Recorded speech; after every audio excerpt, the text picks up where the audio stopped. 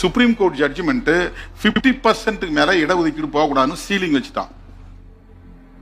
Ceiling 50% மேல போகக்கூடாது இடஒதுக்கீடு. அப்போ வந்து எஸ்சி எஸ்டிக்கு 22% சென்ட்ரல் கவர்மெண்ட்ல, பிசிக்கு